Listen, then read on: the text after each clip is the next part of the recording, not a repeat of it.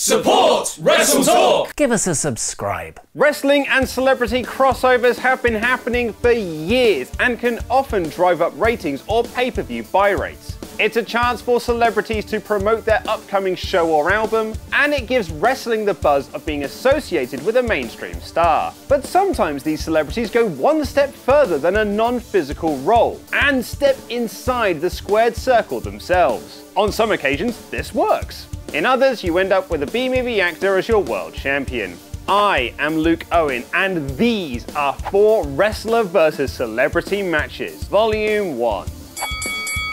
Many wrestling fans will remember the bleak period of 2009 and early 2010 when Raw was hosted by a celebrity guest host each and every week. Entourage star Jeremy Piven had the honor of being one of the worst reviewed, hosting Raw to promote his new movie, The Goods, alongside The Hangover's Ken Jeong, portraying the insufferable character he played in those films. Piven started the night as a babyface, coming out to a big reaction and making a lumberjack match where if The Miz lost to John Cena that night, Miz would be banned from Summerfest. Yes, that's right. Jeremy Piven called the 3rd biggest pay-per-view of the year Summerfest. Piven would later call Chavo Guerrero Charo and Hornswoggle Horngobbler.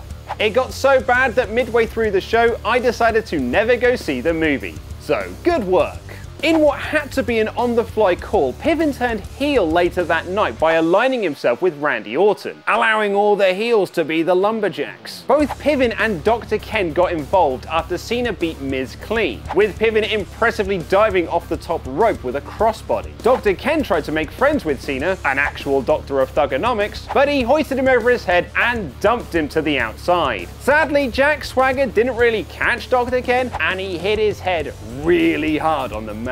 Even though he was little, he was dead weight because how would he know any better? Cena couldn't press him, threw him, and the guy cracked his head on the floor. Piven did not look happy. The episode was not well reviewed, with many calling it the worst episode of Raw in quite some time. That show sucked. How many ways did that show suck? Every conceivable way.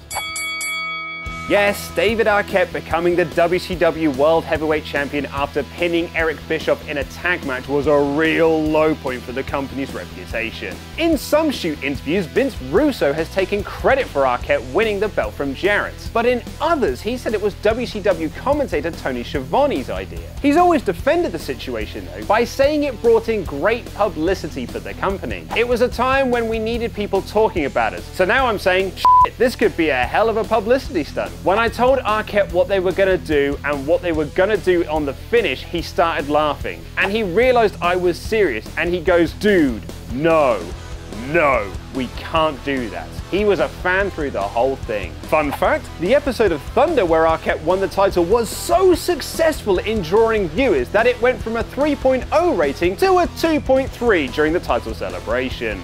Arquette's involvement with WCW was due to the movie Ready to Rumble, in which Arquette stars as a stupid wrestling fan trying to help his favorite wrestler Jimmy King win back the WCW Championship from the evil Diamond Dallas Page. The culmination of the movie sees King face off against Page in a triple steel cage match, one which WCW replicated in real life at Slamboree 2000, with Arquette defending against Page and the chosen one, Jeff Jarrett. The match was mostly worked by DDP and Jarrett, with Arquette either standing on the outside or running away from the action. Probably a wise move, as when he did attempt a splash on the top rope, he missed. He came back into play during the finish at the top of the 3 cages, turning heel on his buddy Page, helping Jarrett to win the WCW Championship. So, was the Arquette Championship reign worth it? From what we're told, privately, virtually everyone in the company recognized the Arquette title thing was a major flop.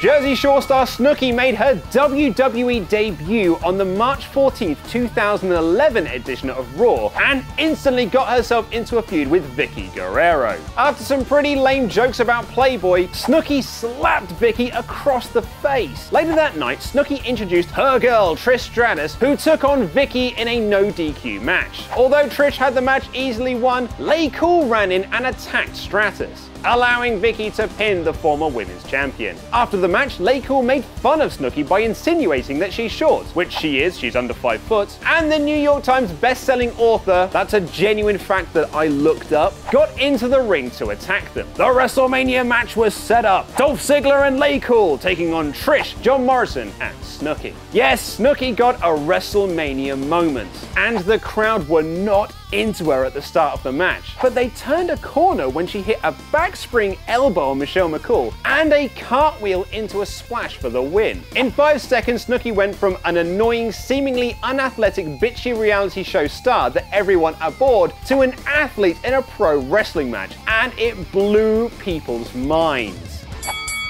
In 2008, Mickey Rourke was praised by critics and tipped for several awards for his performance as an old, out-of-shape wrestler who was once popular in the 1980s in a movie with the imaginative title, The Wrestler. But there was one person who didn't like the film. Vince McMahon saw the movie a month or so back and hated it. Hate is not a strong enough word, we were actually told. That all changed, however, when Rourke won Best Actor at the Golden Globes. He announced at the 2009 SAG Awards he'd spoken with Vince and he would be appearing at WrestleMania 25, saying, "Chris Jericho, you'd better get in shape, because I'm coming for your ass." Dave Meltzer then reported that creative were working on a storyline between the actor and Y2J, possibly leading to a boxing match between the two with Ric Flair in Rourke's corner. But just 1 week later, Rourke's publicist revealed that he wouldn't be at Mania after all. Mickey was very honored to be asked, as he has the greatest respect for WWE. However, he will not be participating in WrestleMania. He is focusing entirely on his acting career. In truth, Rourke was potentially put off by an incident with Eddie Murphy a few years ago, where his Oscar-winning chances were scuppered by something which the Academy didn't like. So they told Mickey, "Remember what happened to Eddie Murphy? If you do this thing, they will hold it against you, and you will not win this award." By March, the plan had been changed to Chris Jericho versus Rowdy Roddy Piper, who can't move, Jimmy Snuka, who can't move, and Ricky Steamboat, who may not be able to move and certainly won't move like he used to.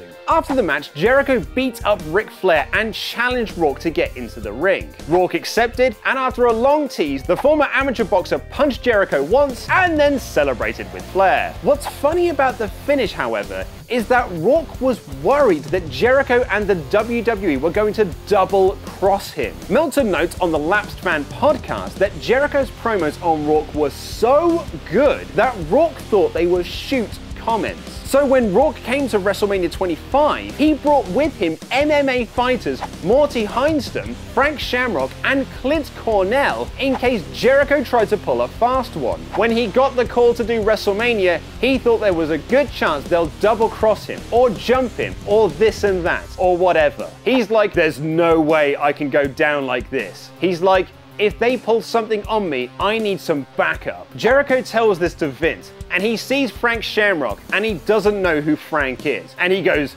"The midget?" He's laughing at the whole idea. And then Jericho goes, "Okay, Vince, if they hit the ring, I'll take Mickey and you can take the midget." And Vince is like, "Yeah, no problem." All week long, I'm getting texts from people in WWE going, "Oh my God, Frank is gonna shoot on someone. Hey, do you remember when John Cena was stabbed on SmackDown? And how about some crazy Vince McMahon conspiracies?" Click these videos to the left to find out more. Press subscribe and support WrestleTalk on Patreon. I have been Luke Owen, and that was a list.